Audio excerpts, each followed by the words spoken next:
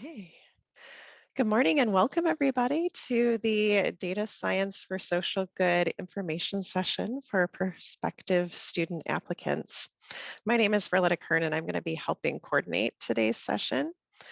And I want to welcome Anissa Tanweer, who is our research scientist at the University of Washington's EScience Institute and program chair for the Data Science for the Social Good program. So I will turn it over to you, Anissa. Great, thank you, Verletta. And yeah, I'm happy to see so much interest in our program. We definitely hope to get applications from everybody who attends this session. And I really appreciate Verletta's help in setting this up in the libraries and promoting this. It's really helpful to spread the word about our program. So as Verletta said, my name is Anissa Tanweer. I'm a research scientist at the EScience Institute, which is a hub for supporting data-intensive research and collaboration at the University of Washington. We host the Data Science for Social Good program each year, and I serve as the program chair. So that means that I'm one of the folks that's responsible for organizing the program and keeping all the parts in motion, although it really involves, it's an all hands on deck kind of program for our institute. We should have plenty of time for a Q&A session at the end after my presentation, but feel free to be putting questions in the chat as they arise so that you don't forget them. I won't be able to personally be monitoring the chat as I'm presenting, but Verletta will keep tabs on that. And if she sees anything that really requires clarification before moving on, she will interrupt me and I'll do that. But otherwise, we'll kind of save most of the questions for the end. And the plan for what information is coming. I'll give you just a very brief introduction to the EScience Institute more broadly and what we do, and then we'll dive into talking about the DSSG program in particular. I'll give you an overview of the program so you get a sense of what it actually looks like, and then we'll talk more specifically about the application process and what you can expect from that and what we're looking for. And then we should have time that I can talk a little bit about previous projects to give you a sense of the nature of the work we take on in the program. And then we'll have time for questions at the end. So as I said, the EScience Institute is really a hub on campus to promote data-intensive collaboration and research. We do both training and research collaborations. Our mission is to empower researchers and students in all fields to answer fundamental questions through the use of large, complex, and/or noisy data. And this is where we're located physically on campus. If you happen to be familiar with the UW campus, you might recognize this as the Physics and Astronomy Tower. And we're up on the 6th floor, and securing and converting this space from a former library was done in really close partnership with the libraries, as we have a good standing relationship. And this is what our space looks like, except that we have a different carpet now that's a little bit more subdued. It's more, it's a little more classy, not quite as fun, but it's still a beautiful space to work in. We have whiteboards all over everywhere. It's great for collaboration. There are quiet breakout rooms in the corner. And it is a public space. So our research staff is housed there. Our desks are there. But in non-COVID times, this space is open during business hours for anybody to come up and use it and have meetings and do their work. And there's also, if you are doing something that is related to eScience, there are meeting rooms that you can reserve and things like that. So that's a resource for you to be aware of. And hopefully this year we'll be running our program at least partially in person, and I'll say more about that later.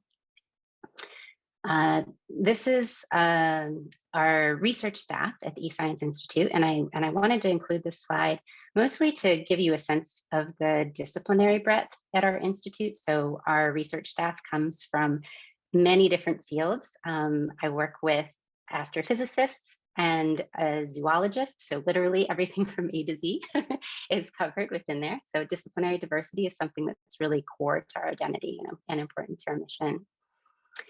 And these are some of the ways that we try to support data science across campus. We hold open office hours. So all of our research staff has office hours. You can make an appointment to talk with them about anything data related. And their areas of expertise are listed on the website. So you can find out who is most appropriate for your question. We also hold a data science seminar that features prominent speakers from around the country. We do a series of tutorials and boot camps and workshops and hack weeks, which are kind of disciplinarily oriented around developing data intensive tools and skills within various disciplinary communities. And we typically offer software carpentry, which is kind of an entry level intensive training in Python and R every quarter. So if that's ever something that interests you, watch for announcements about that. We run a winter incubator, which pairs a researcher with one of our data scientists to kind of do intensive collaboration over the course of a quarter. And then we run the summer DSSG program, which is what you're all here to hear about. So without further ado, let's get into that. We've been running this program since 2015. It was initially modeled or inspired by a program of the same name that was run out of the University of Chicago, which is now at Carnegie Mellon University in Pittsburgh. And we have a number of simultaneous goals that we're trying to achieve with this program. First, one thing is that to know is that data science for social good is an aspirational name. And we realize that intending to do good isn't necessarily the same thing as doing good. So we're not here to kind of just naively be applying data science to these questions that are of profound social consequence. We really see this program as a laboratory where we're trying to figure out exactly how we do manage to do good with data science. And so that's kind of first and foremost, I think, the goal of the program. And equally important is that is serving the students who are fellows in the program and training them in data science methods and best practices. And then we're also interested in increasing data science capacity across fields and organizations. In this program, those would be the partner organizations and researchers who sort of develop the project ideas and bring those ideas through us through a proposal process. And then, of course, to positively impact society in whatever the topical areas the projects are taking on for the year. From 2015 to 2019, we ran the program in person in our studio that you saw a picture of, and it's typically took on 4 projects that were supported by, each one is supported by a team of 4 student fellows. In 2020 and 2021, we had to move to remote setting because of the COVID-19 pandemic. And because of that, the complexities of doing this work online, we cut the program back and supported just 2 project teams during those years. In 2022, this year, we are hoping to run a hybrid program as long as it's advisable to do so and safe to be meeting in person again.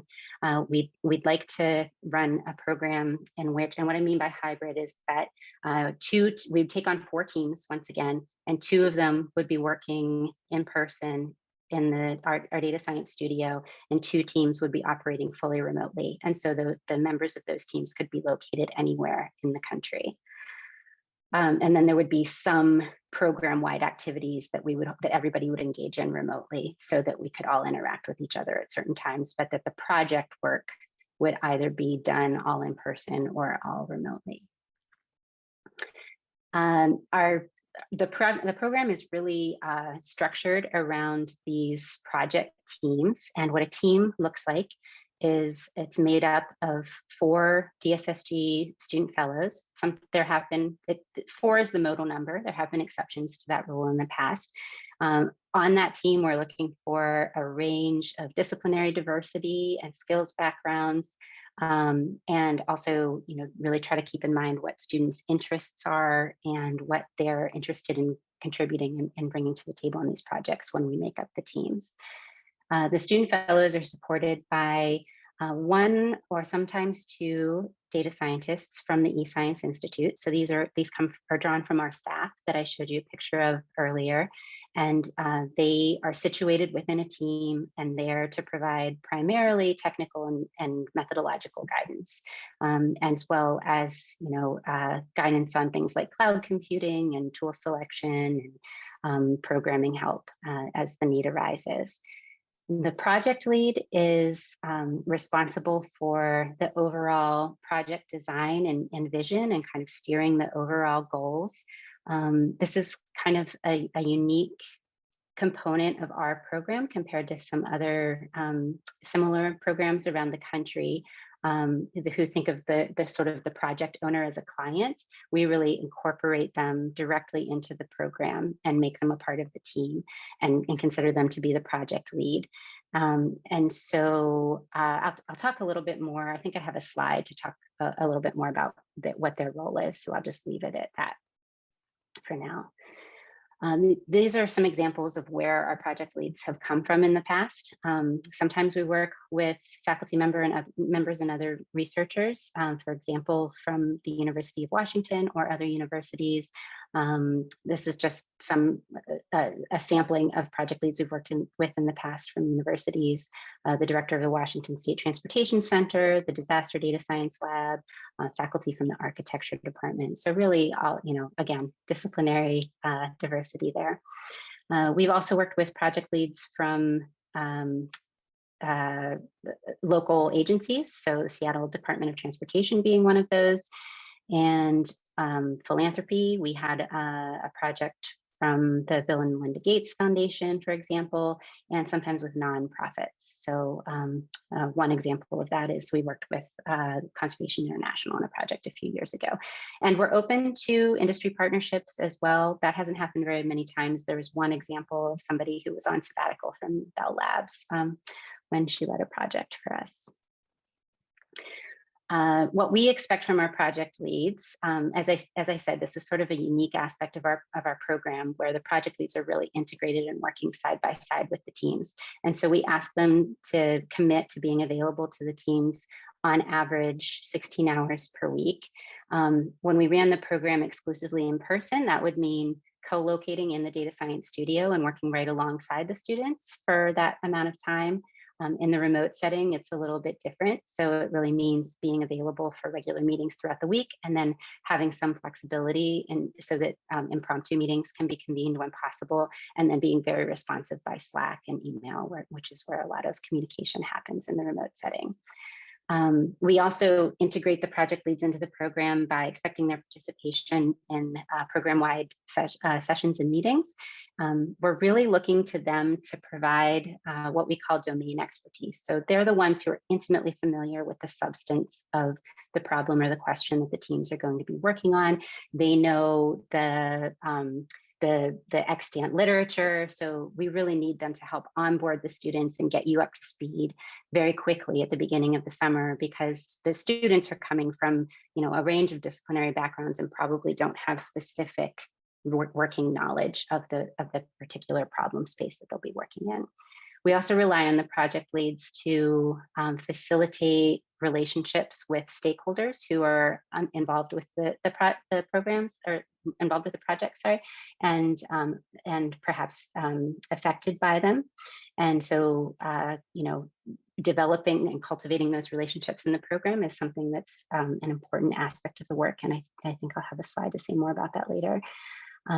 We expect there to be an ability to discuss and promote the work. So we don't take projects that are in stealth mode, although we do realize that some projects have various sensitivities that we need to be careful about, not revealing really sensitive data, and we always take those things very seriously, but we need to be able to talk about the project to some extent. We really promote open and reproducible work whenever possible. And we need to be able to post a description of the projects of our websites, and we ask for acknowledgement in publications. And also, this isn't written on the slide, but we make it clear to the PLs that we expect students to be authors on any work that comes out of the summer program, even if they don't contribute to writing down the road, if there's a paper that comes out of it that was substantively based on the work that was done over the summer, that the students be included as authors. What we expect from students, this is a 40-hour-a-week commitment, and we provide a $9,000 stipend for the 10 weeks of the summer. We have pretty strict attendance policies that I won't go over in minutia here, but they're on the on our website. And when submitting the application, you will have to affirm that you're able to comply with those attendance policies. Basically, the most important thing to know is that you can't miss any time for pre-planned absences in the first 2 weeks of the program or the last 2 weeks of the program, because that would be really disruptive to the project work. You need to be a current student in the spring of 2022, either a grad student or upper division undergrad. So that means junior, rising senior, I guess is the word for it. So junior entering your senior year or a senior graduating. We look for kind of baseline programming and stats knowledge. We don't have really specific or rigid requirements about that. But generally speaking, you should be comfortable using a programming language to solve problems by either, just being able to solve those problems through the knowledge that you already have, or by being able to seek out solutions and implement those solutions. And I can also say that applicants who have some substantive experience doing coding on projects and not just doing kind of coursework assignments make pretty competitive applicants for our program.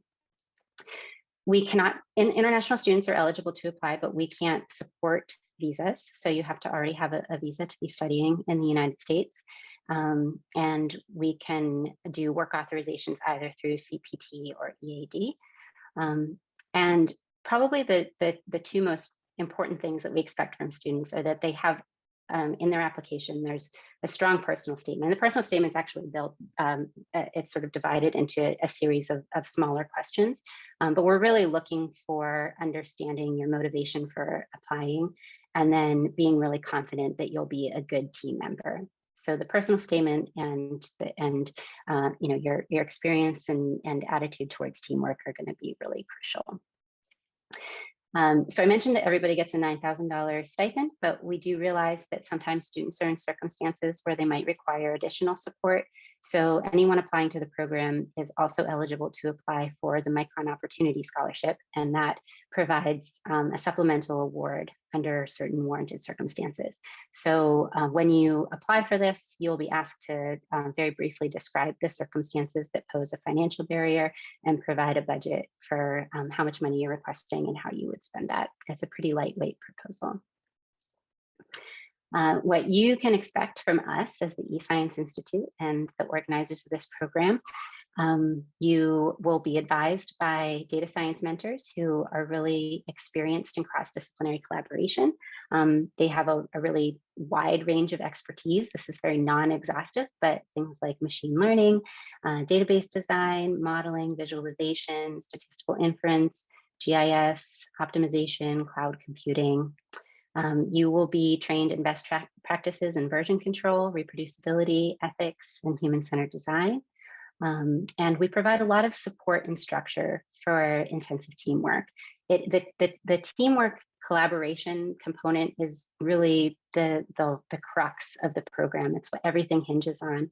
And it is a really intensive experience. But we don't just kind of, throw you in without any kind of support. We try to provide a lot of structure and scaffolding to help ensure that teamwork is successful.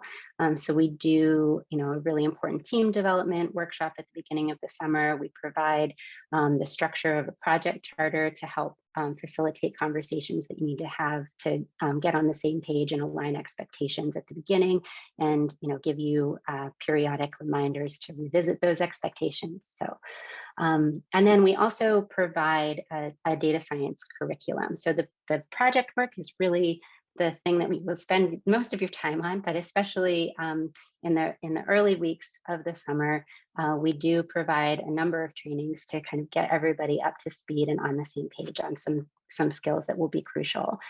So this is a list of tutorials we've offered in the past.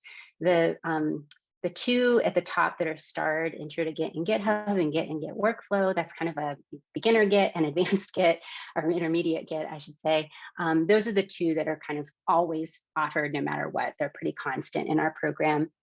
And a lot of these others we provide as needed, depending on what is required of the projects and what students are interested in.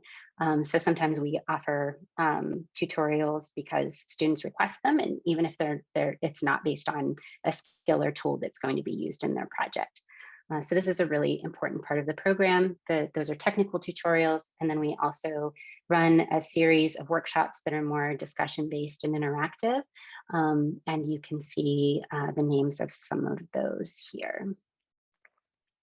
Other activities that we hold throughout the program, we have what we call our project spotlights. So every other week, a team will present some aspect of their work to the whole program, so that and this serves a couple purposes.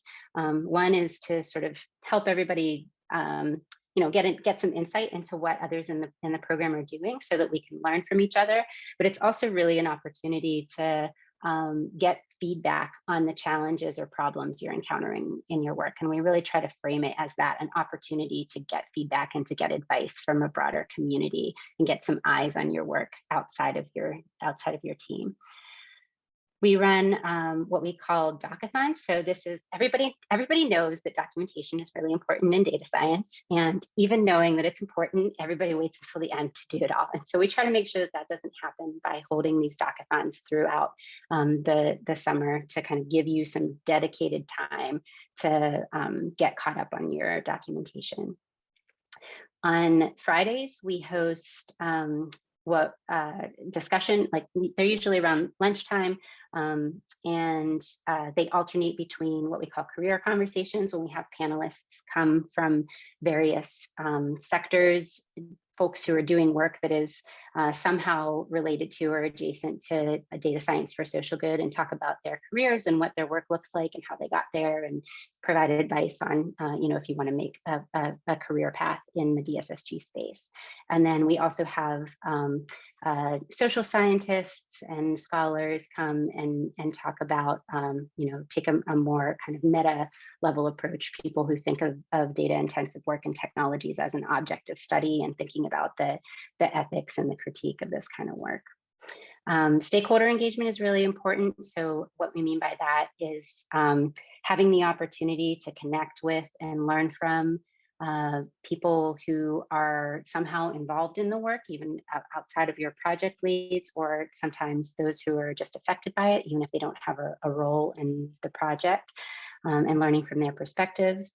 And then we usually host a series of just fun social events, whether that's, we would have weekly game gatherings. Last year, we did karaoke. So we do a number of things to try to lighten things up and give people the opportunity to connect on just a human level, without being always about hardcore data science. That's a picture of us doing karaoke last year.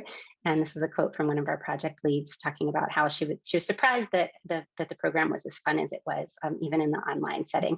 And I don't think she was just referring to the karaoke was a blast, but I don't think she meant just that. I think she meant, just the working with such a great group of interdisciplinary scholars is really fun for everybody involved. Okay, so now I want to dive a little bit more into the selection process. If you weren't already aware of this, our call for applications is open now, so you can submit your application anytime between now and February 14th. These are the links, and they're also available on our website. If you have questions about the application process, Emily Keller, who's our program coordinator, would be the correct person to address those questions to. Her email address is efkeller@uw.edu, and her email will appear again on the last slide. So what we're looking for in DSSG fellows, we have, we're thinking about applicants as individuals, but we're also thinking about, how do we create the right cohort and the best possible teams.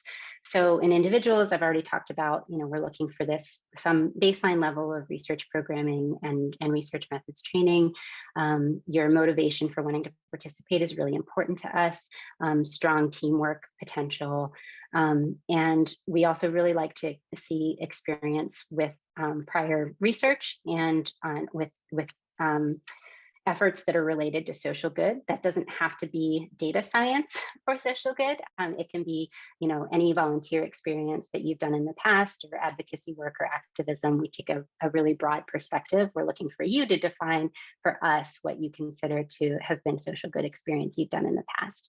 And we're also looking for people who, demonstrate a strong commitment to diversity, because not only because diversity is a value worth pursuing in and of itself, but in this particular program, we're dealing with social issues that touch on and affect a range of constituencies, and usually not equally. So it's really important that we have folks working on our projects that are attuned to and sensitive to those complexities in the work. Across the cohort, we're looking for a range of disciplinary backgrounds and expertise. So we don't want to make a team that is, for computer science PhD students. We really want breadth. We want social scientists. We would love to have folks from the humanities. We're looking for people from the professional fields like public policy, human-centered design, things like that. We're looking for a range of technical abilities as well. So we're not just looking for the people with the strongest technical resumes. We're really looking for kind of a range, and people who are poised to really learn from and grow dramatically in this program, and a range of educational experience levels. So again, we're not looking for to make up a whole team of folks who are, on the brink of defending their dissertations. We want people at various stages within their educational careers as well. So I'll talk a little bit more about the selection process itself. This is probably the thing that is the most opaque from just the information that we have listed on the website. So when we get our applications in, we do kind of an initial screening for completeness, so we won't continue to entertain applications that are missing any particular elements, and that meet, some of the sort of threshold criteria that I talked about in terms of having some background in programming. And so then all of the applications that pass that threshold and that initial screening will be reviewed by a committee that's made up of our research scientists and data scientists from the EScience Institute. And the top candidates from that process will be invited to sit for an interview. And that's historically about 20% of the total applicant pool has advanced to the interview stage. We usually do the interviews in late March. Historically, that's been over spring break. And then based on the results of the interview, then a subset of those candidates will advance onto what we call a shortlist. And if you make the shortlist, at that point, we'll provide you with some descriptions of the projects that we're likely to be taking on over the course of the summer and solicit some feedback from you. So we'll ask you to rank the projects in the order that you're most interested in working on them, and tell us a bit about why you're interested in that project and what you're hoping to learn from it and what you think you could contribute to it. So we'll use that information along with everything else we know about you from the application and the interview to come up with what are hopefully like the ideal teams. So basically the thing to know if you advance to the shortlist, that means we think you're a great candidate and you would do really well in the program. And from there, it's really a matter of how do we come up with the right mix of students to balance out all the things that we need to balance on the team. So at that point, you will either go from the short list to receiving an admission offer into the program or being on the wait list. And the wait list means if somebody doesn't accept their offer of admission, then you may receive an offer for that spot.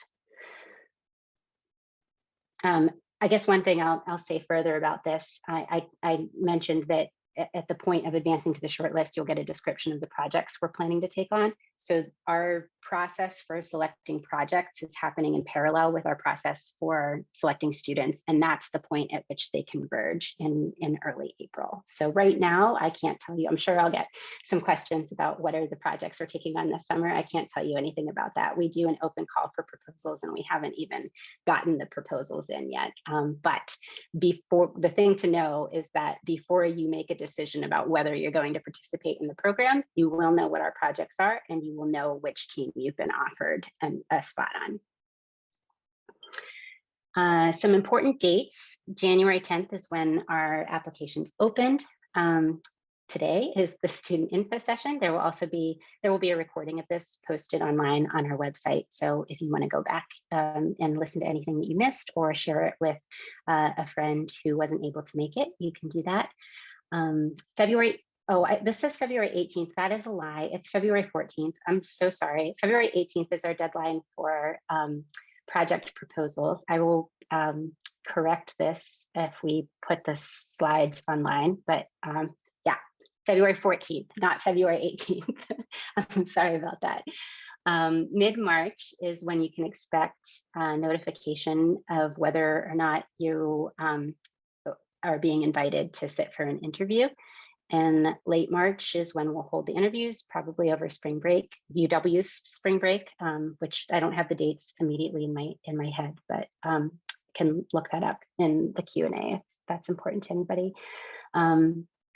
Early April is when we notify folks who sat for the interview if they're advancing to a shortlist or not. And then mid-April is when we should be able to make an offer of admission or let you know if you're on the wait list. June 13th is the first day of the program and June 19th is the last day of the program. And the reason it's a 10-week program is because we accept students from universities across the country. And so we have to accommodate both the quarter system and the academic and the semester system. So we can't begin until quarter system ends, and then we have to finish before semester students go back to school at the end of August. Okay, just a few minutes to give you a sense of some of the projects we've taken on in the past. This is a very non-exhaustive list of topics that we're interested in, things like affordability and livability, city planning, environmental issues, equity and justice, hazards and resilience, health, housing, public education, sociodemographic disparities, and transportation. These are some of the technical areas that we excel in, help with new platforms, algorithms, methods, data sets, working with large, heterogeneous, and noisy data sets, scalable analytics and predictive models, interactive visualization, code review, publishing, and reproducibility, online teaching materials, and tutorials. These are our two projects from last year. One was called Developing Ensemble Methods for Initial Districting Planning. That was led by a professor from Washington State University named Daryl DeFord. And that tool, or that project was using a tool called Jerry Chain that uses MCMC methods to detect gerrymandering. And essentially the direction the team ended up taking this project was, realizing that computational tools like this have a lot of potential to make the redistricting process more fair. Those tools are also very complicated and hard for lay people to understand, and some of the stakeholders who are involved in the redistricting process. And so the team focused on finding ways to make that tool more accessible and transparent to stakeholders who are involved in the redistricting process. And they developed a series of case studies and a user guide for that. The second project was called Geography, Equity, in the Seattle $15 Minimum Wage Ordinance. So this project was using a really massive combined administrative data set that was joined from data from a number of state agencies. And this was the first time this massive joined data set was being used. And so a lot of the project work really hinged on figuring out how such a really sensitive data set could be safely used in a remote collaborative setting, and building out the pipeline for that.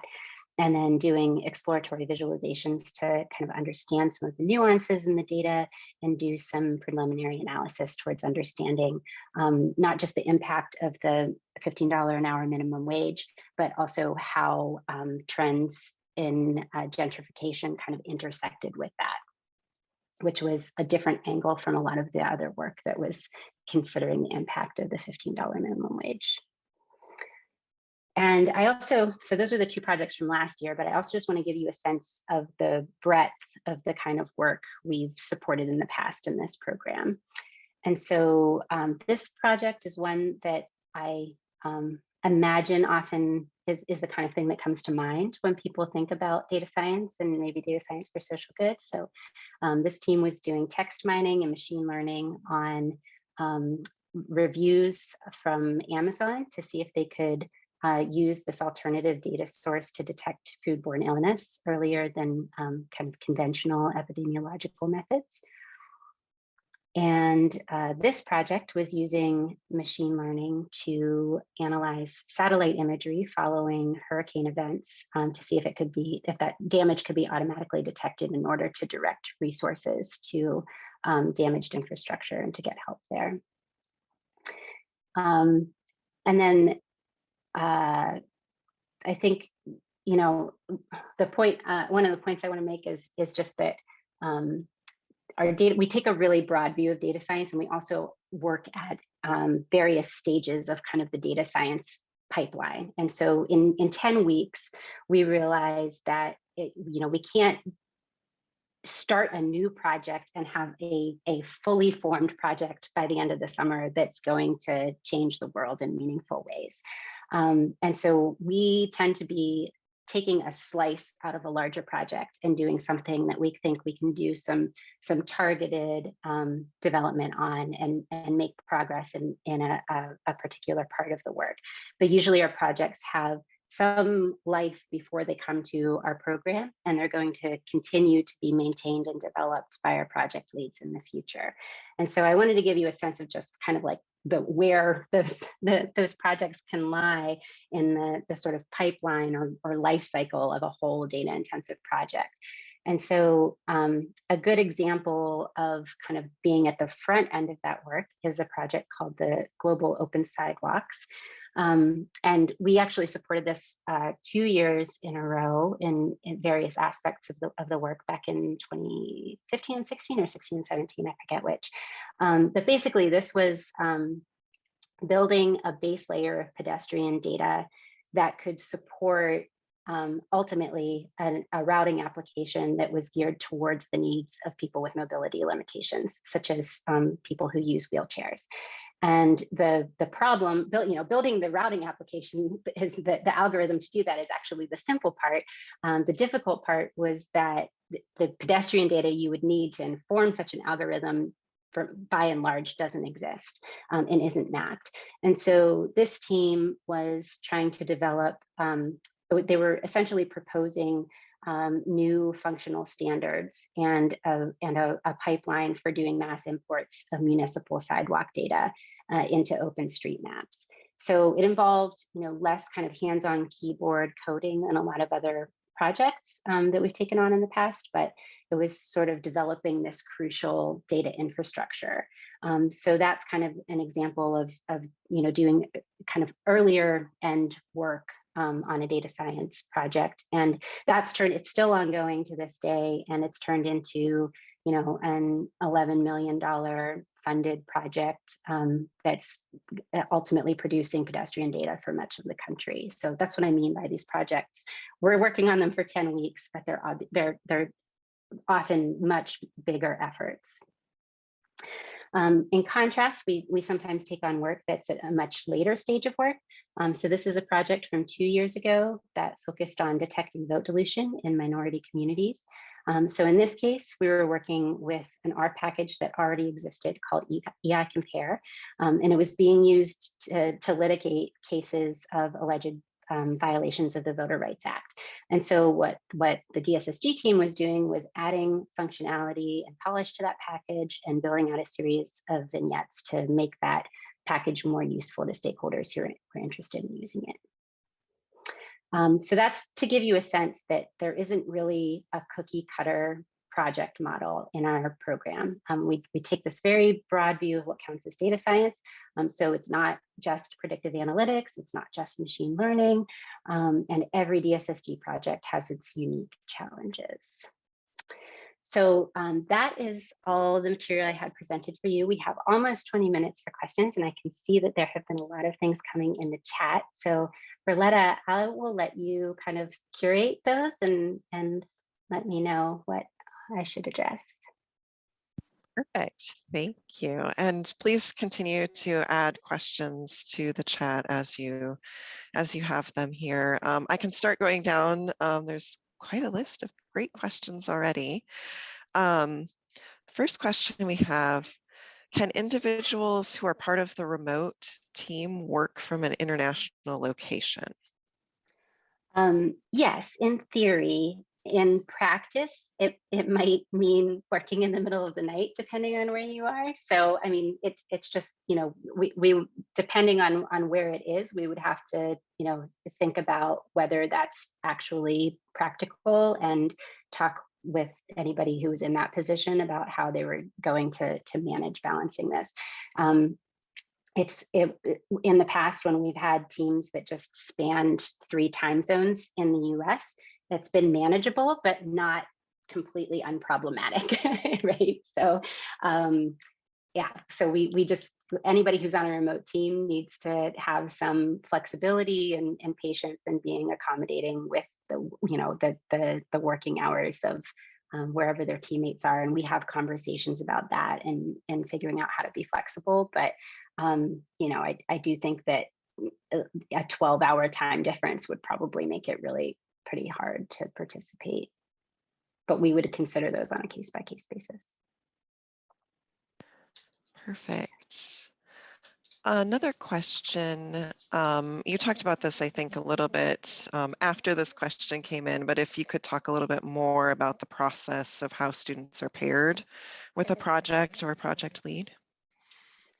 Yeah, so we solicit, as I said, if you're shortlisted, we solicit this your interests, and we ask you to describe which projects you're most interested in and why. And then, you know, we're also looking to kind of round out a team with different skills and background areas. So, you know, we might not be able to, we might not have any candidates that are you know, deeply knowledgeable in this specific subject matter that you'll be working on, but having somebody who is from a similar discipline, the same discipline or an adjacent discipline or something like that, we might look for that kind of disciplinary balance. And, you know, we're looking for interests and potential. So I don't have too much more to add from what I already said about that. Great. For those applicants or potential applicants who are interested in in-person work for data science for social good, is there housing available at the university for them during the program? No, you need to find your own housing. And that's one of the reasons we provide a stipend. And we realize that there are additional costs for anybody who might be relocating to Seattle for the summer. That would be a case that you might want to apply for the Micron Opportunity Scholarship for some additional funding to support your travel here, for example. That would be within reason to apply for that reason. Perfect.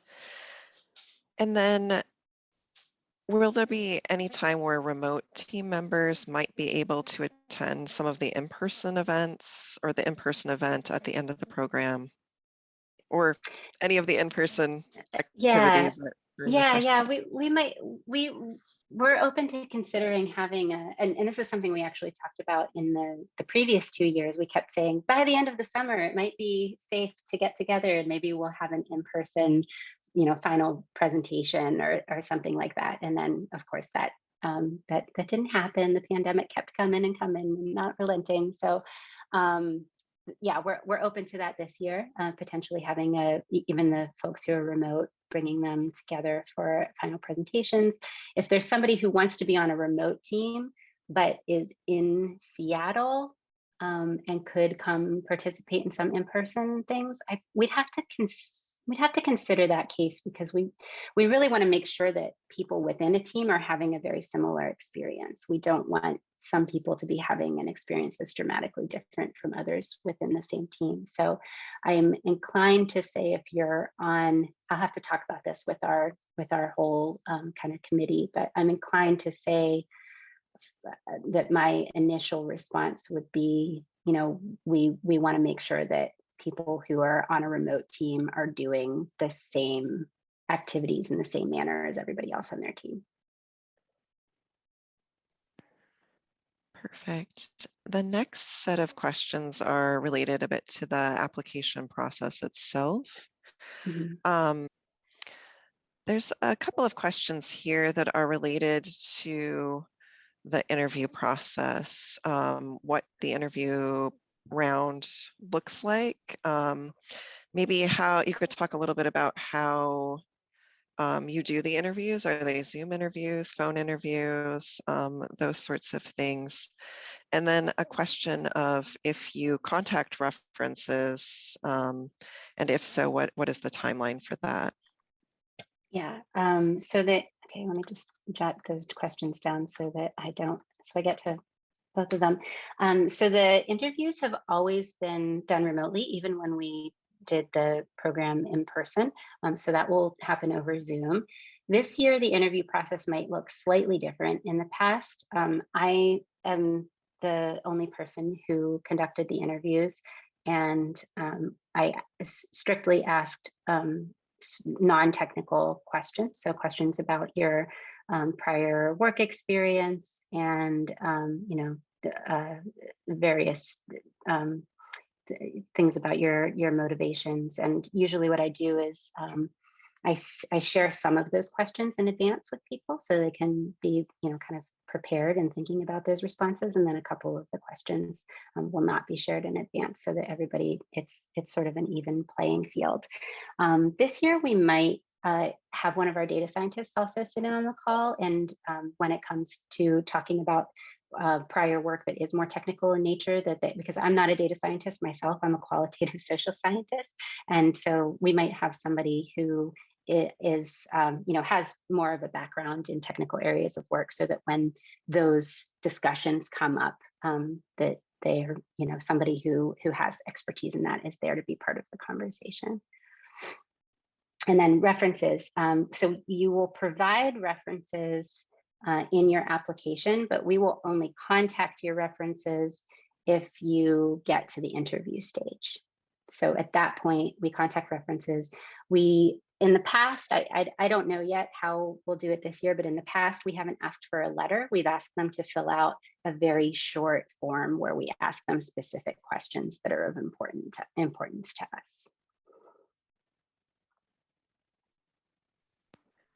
There's a related question to the references that is, can I take a referral from a professor who's part of the EScience team and also teaches a course that the person is in? Yeah, absolutely.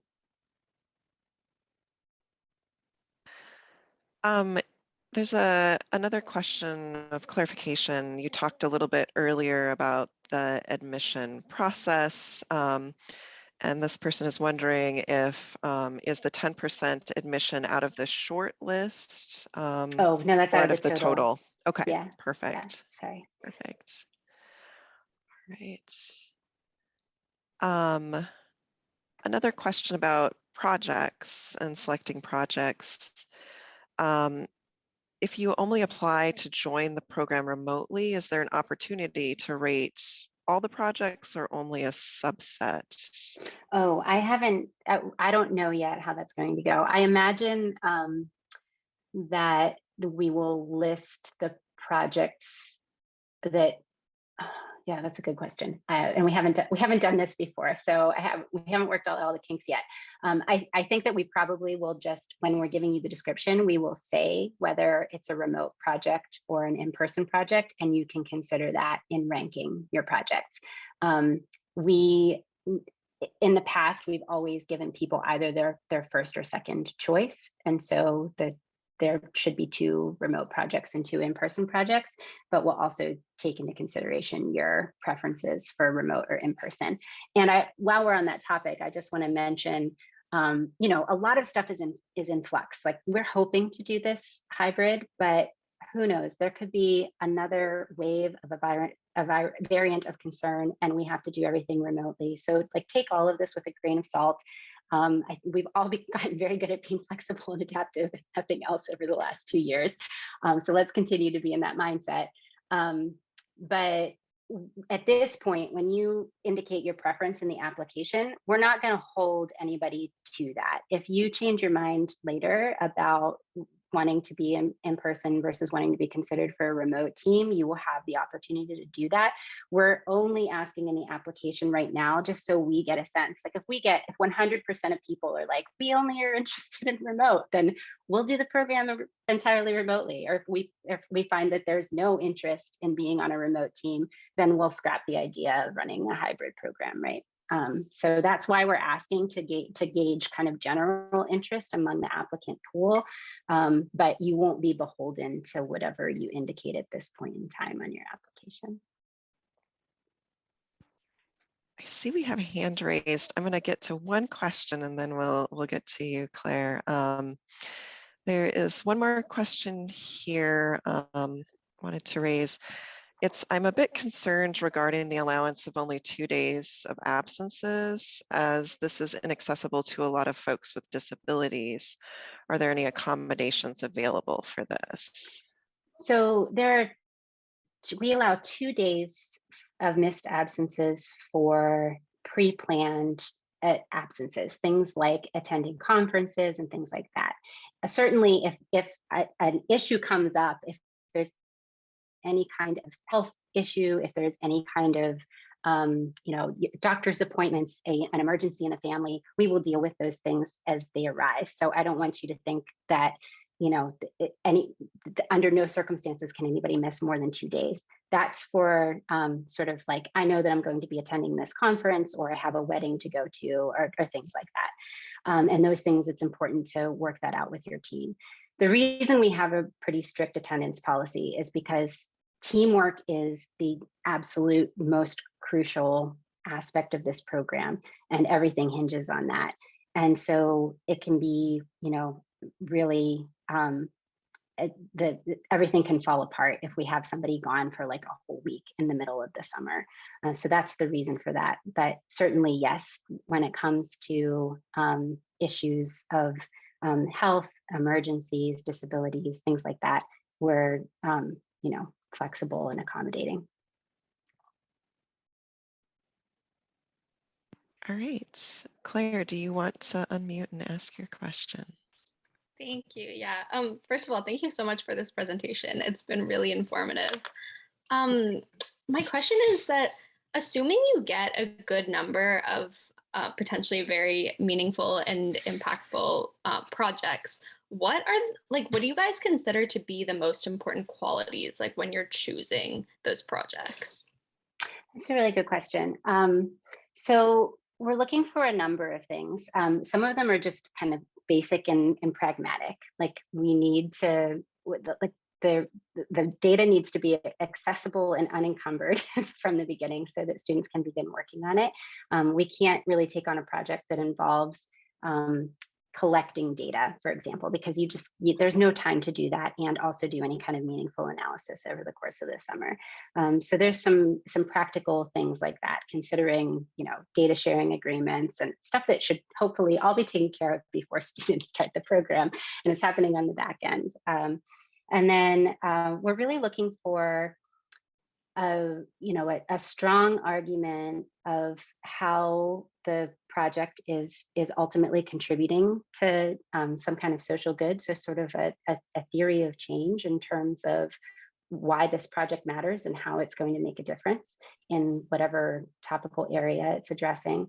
We're looking for strong connections to stakeholders in the real world. So we try not to take on projects that are kind of purely academic, where essentially the ultimate goal is to publish a paper about a new method.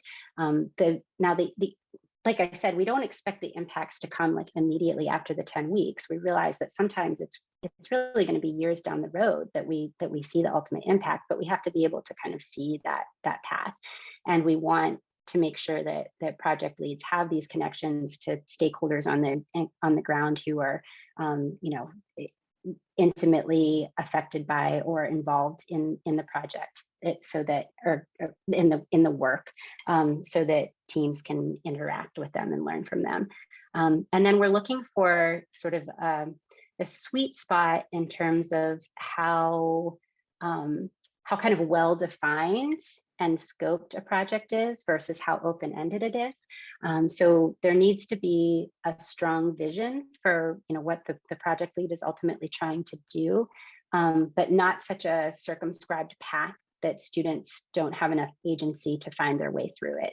So it's really important for us that the student teams be able to make their mark, find their own way through the project, and they often bring insights and perspectives that the project lead hasn't considered, and ultimately end up taking the project in a slightly different direction than what was first envisioned. So there needs to be some degree of flexibility within it. Right, that makes sense. Thank you. Realize we are at time. I'm wondering, Anissa, if you have time for one more last question. Okay. Sure. Yeah. And I'll invite Ishan to unmute, hopefully I'm pronouncing your name right, and ask your final question here.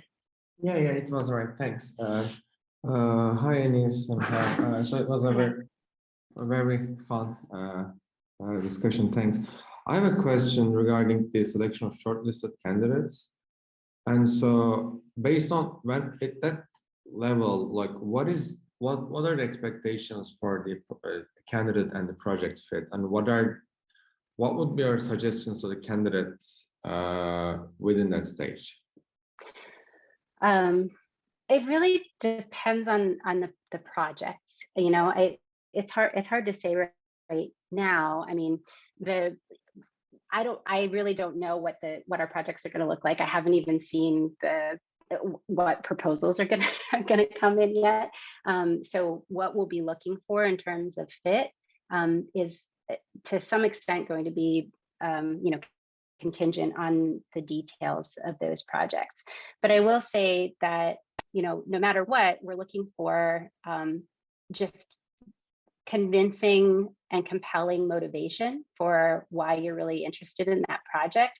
If there's any connections to work that you've done in the past, or if you can kind of describe how working on that project will help you advance goals that you have, either career goals or goals in your education, or goals in some other aspect of your life's mission, like demonstrating what you that being a part of this team will really make a difference in your trajectory in a concrete way, I think would be really helpful.